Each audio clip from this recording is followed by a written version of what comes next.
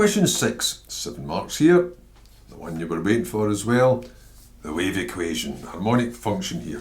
Express this combination of sines and cosines, in this case as a single cos with an extra phase angle here for 4 marks. Well, the way they want you to do it is expand this and then compare them term for term. I'll just leave the k out of it just now. You can absorb it all in one go if you like. The expansion of that would be cos x, cos a, but minus, check that at the front, sine x, sine a. And they all have to have the little bits.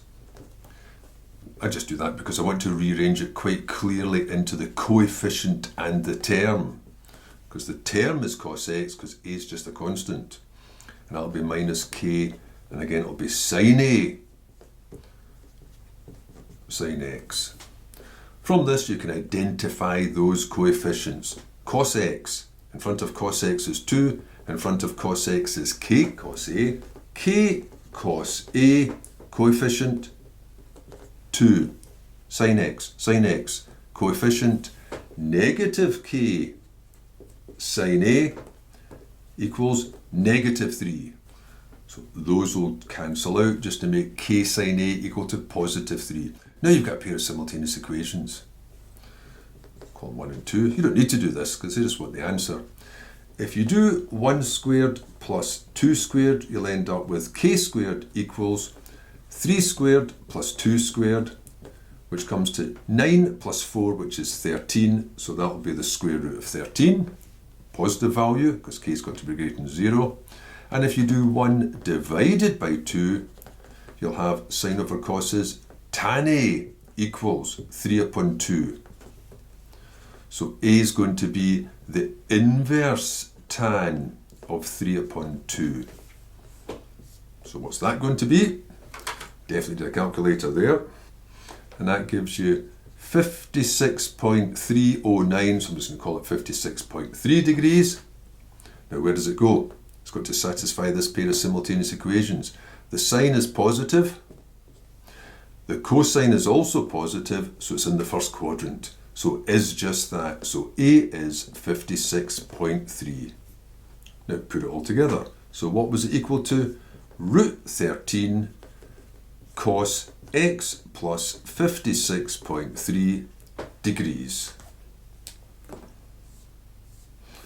That's why you're not meant to have a degree sign there.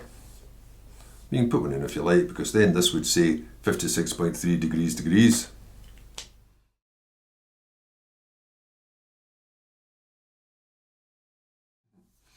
So on to part B, hence solve, because there's always a second part. Hence solve this equation here where you've got two separate terms, a cosine and a sine of the same size of angle. Well, that's where you just use part A. Here it's just a straight replacement because it's the same numbers. This can be replaced by this single trig function. So root 13 cos x plus 56.3 is equal to 3. Then you can find the x by getting rid of the bits and pieces. So get rid of the root 13. Cos of x plus 56.3 will be 3 divided by the root 13. Shouldn't have done that.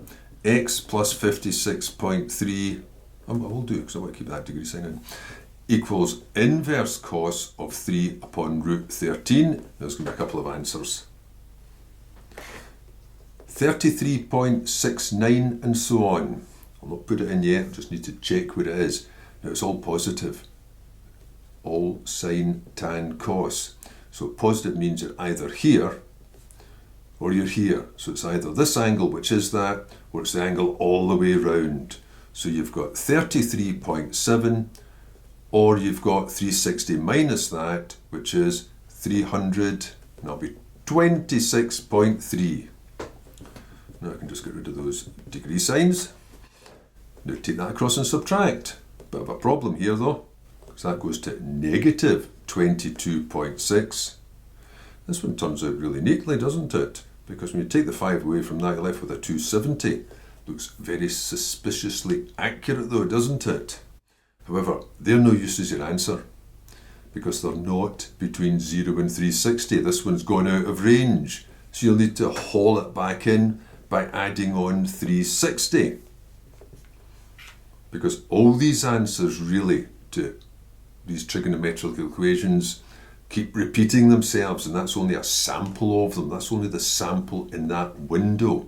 They keep repeating themselves every wavelength. So if one of them wanders off, you can bring it back in.